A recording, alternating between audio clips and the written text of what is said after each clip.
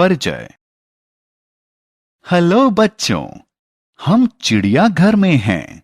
यहाँ बहुत सारे जानवर हैं। बड़ा सा मोटा हाथी, लंबी गर्दन और चित्तीदार खाल वाला जिराफ, बड़ा सा भूरा भालू। जरा इन्हें फिर से देखो। इनमें से सबसे लंबा कौन है? हाँ, सही कहा, सबसे लंबा है जिराफ। आज हम चीजों की तुलना करना सीखेंगे।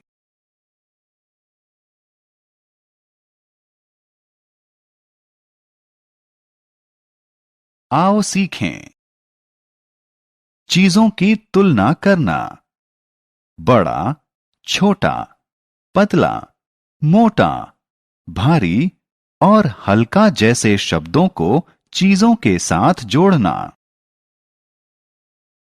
छोटा या बड़ा। हम यहां दो बॉक्स देख रहे हैं, लेकिन ये अलग अलग आकार के हैं। जब दो चीजें समान आकार की नहीं होती, तो हम उनकी तुलना करते हैं। जो चीज कम बड़ी होती है, उसके लिए छोटा शब्द, और जो उससे बड़ी होती है, उसके लिए बड़ा शब्द इस्तेमाल करते हैं। बाल्टी ए बाल्टी बी से छोटी है।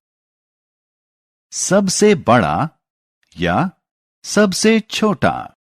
याद रहे, तोता लाल मिर्चें खाता है।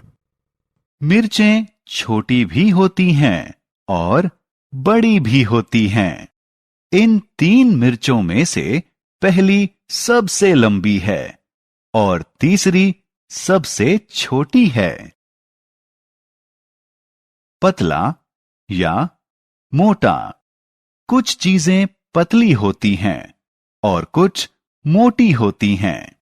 बाईं तरफ दी गई किताब पतली है, दाईं तरफ दी गई किताब मोटी है।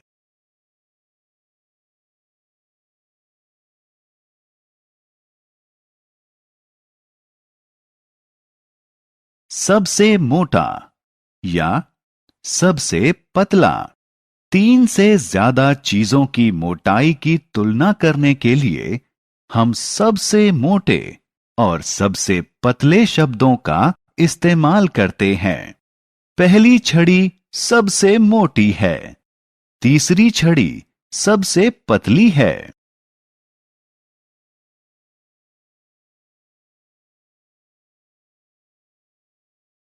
भारी या हल्का।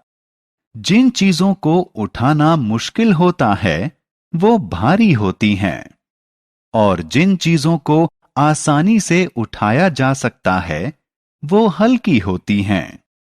बाईं तरफ वाला सिलेंडर भारी है और दाईं तरफ वाला सिलेंडर हल्का है। भारी या हल्का। जिन चीजों को उठाना मुश्किल होता है, वो भारी होती हैं, और जो चीजें आसानी से उठाई जा सकती हैं, वो हल्की होती हैं। बाईं तरफ वाला पत्थर भारी है और दाईं तरफ वाला पत्थर हल्का है। लंबा या छोटा। कुछ पेड़ लंबे और कुछ छोटे होते हैं। जिराफ लंबा होता है, चूहा छोटा होता है।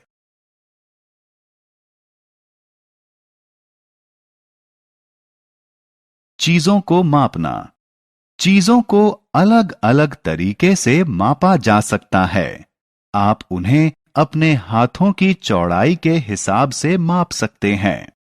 आप इसके लिए अपने हाथों का इस्तेमाल कर सकते हैं। आप तो मापने के लिए अपने कदमों का भी प्रयोग कर सकते हैं। आप दूरी मापने के लिए अपने पैरों का भी इस्तेमाल कर सकते हैं। लंबाई को मापने के लिए इन सब चीजों का प्रयोग किया जा सकता है।